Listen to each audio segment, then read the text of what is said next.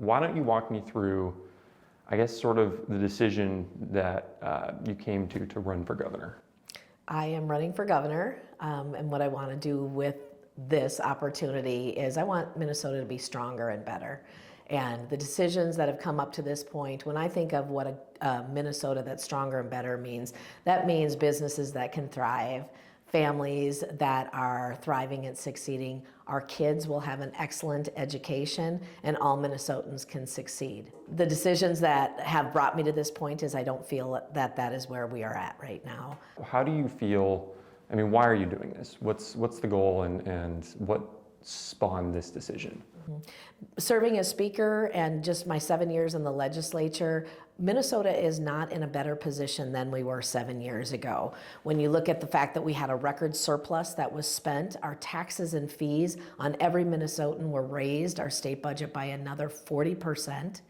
Our kids are only half of them are reading at grade level. That's concerning. This is not the Minnesota that we knew. People are really struggling in different areas. And so in a tie in the House, serving as speaker, I've had the opportunity to really deliver a number of good things in a bipartisan way to Minnesota this year. We were able to come up with the largest spending reduction in state history of $5 billion. We ended taxpayer-funded health insurance for illegal immigrants. And we really tried to pay attention to what was going on for Minnesotans, but it was also the fact that we worked in a bipartisan fashion. Being able to deliver those things in just a tie has really encouraged me to go further.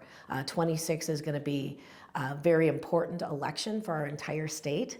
All of the constitutional officers, governor, everything else, state Senate, state House, we're all up for election, and this is a time to deliver for Minnesotans something that they've been asking for. When the House was up, only the House in 24, voters turned us back with a tie. They said one-party Democrat control is not what is good for our state. We want something different. I'm sure we'll talk a lot about your legislative track record, but I do want to talk a little bit about the future. I mean, running as governor, it's a different role. What does your platform look like? What are you running on? What are the most important issues in this campaign? Sure. A stronger, better Minnesota together is the top of mind idea of what I want to see Minnesota be. And that's not just for now, but that's for generations to come. I was born in Minnesota. Minnesota is really important, but I also have 4 adult children and 7 grandkids. And I want this to be a place that if they choose to be in business, that businesses will be able to stay here and grow. Our families will be able to thrive and afford what they need. And again, education, that our kids are going to receive an excellent education. This is a place, Minnesota is a place for everyone to succeed. Let's talk a little bit about the legislative session, the most recent legislative session. How do you feel that that puts you in a position to make this run? I am the only one of the Republican candidates that have sat across the table from Governor Walz and negotiated a very difficult session as far as just being in a tie. We knew right there that we had to come to agreement early on. Former Speaker Melissa Hortman and I worked very well together. I have proven that I can work with people regardless of political party. We can do the right thing. And so I have that proven track record. That is why I'm running for governor, and that is why I think this is really important for Minnesota this time. I want to go back for a second to the beginning of this year, January. The KEYC seat. There was a court decision on that. There was a verdict, and Republican leadership, yourself included, had said the House has the power to choose its own members. As governor, if there were a verdict that came down that you disagreed with, how would you handle that? I think it's important to look back at when we started this legislative session.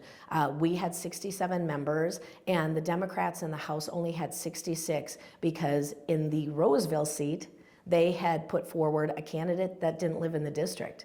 And the court had decided there, you can't serve in the House of Representatives when you don't live in the district. That is what we based all of our decisions on when we went from power sharing to organizational. And so as governor, I would look at all of the facts. I would be working along with the legislature because they are the ones that craft the legislation. It is the governor's job to either sign or veto, and that's how I would approach that. Since it's not a hypothetical, it's something that happened. Like, if you were the governor while that situation had happened with Representative Tabke's seat, would you have stepped in? What would you have done? I think looking at strong leadership that we didn't see from Governor Walz at that time was encouraging people of his party, an entire caucus, to return to work. They were elected to show up for work. Would you have done something with the seat, though?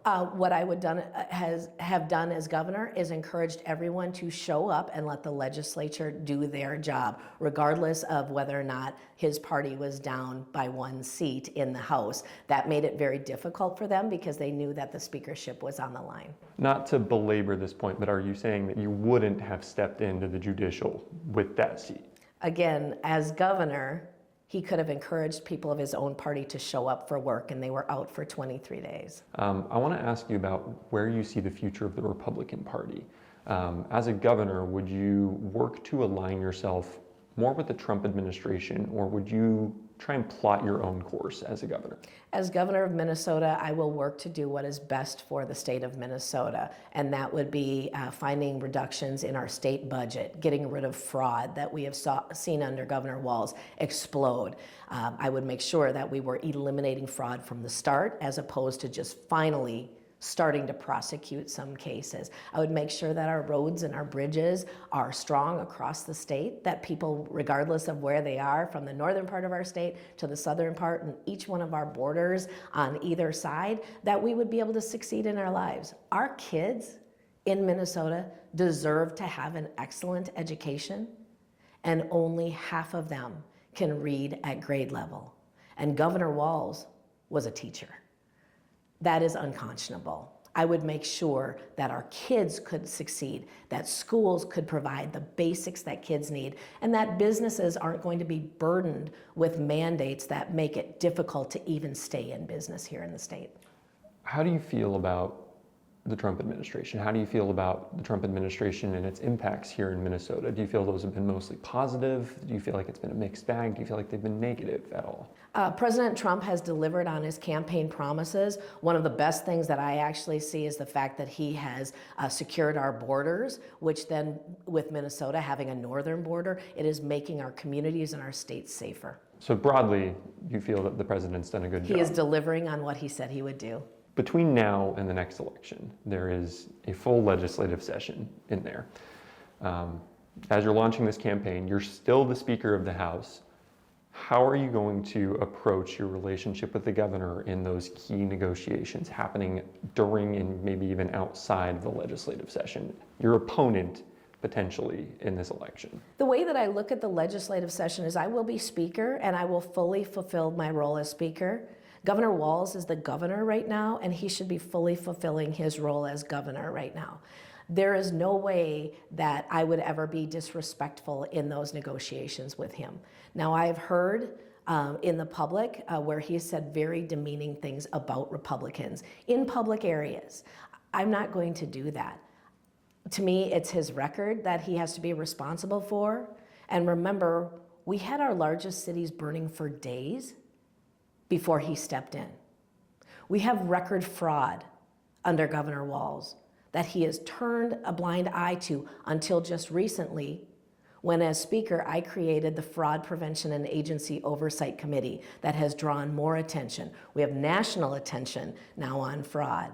Again, our kids can't read at grade level. Those are things of his record. I will talk about that all day, but I will never demean him as a person, nor should he do that to me or any other Republican in the state. And is that a commitment then that the relationship, those talks, the legislative level of this will remain unchanged despite the campaign? Absolutely. We've proven that we can work together in the same room and deliver for Minnesotans. There should be no difference with that. Do you think he'll approach that the same way? Do you have a good relationship with the governor despite political differences? You know, it's interesting because when I think of a good relationship, even when you don't agree politically, the best example I have is how Melissa Hortman and I work together. So if you remember back in 23, I was a brand new minority leader just coming into that role for the first time, and the Democrats had full one-party control, everything in the state. She reached out to me and said, I'd like to meet with you weekly. And I kind of laughed because I said, you don't need our votes. Why would you want to do that? She said, we're going to be working together. We need to get to know each other.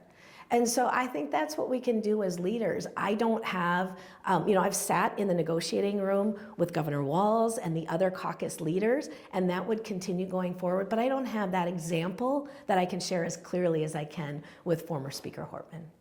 Thank you so much for your time. I appreciate this, and yeah. Absolutely, thank you.